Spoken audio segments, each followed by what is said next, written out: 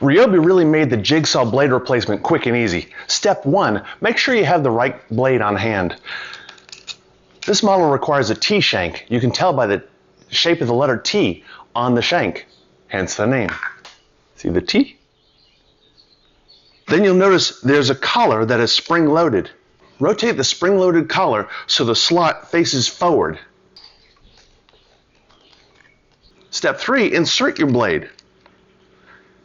Step 4, release the collar.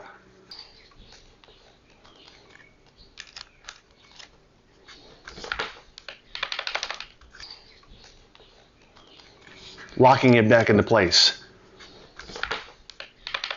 Make sure that the back of the blade lines up with the roller guide on the saw.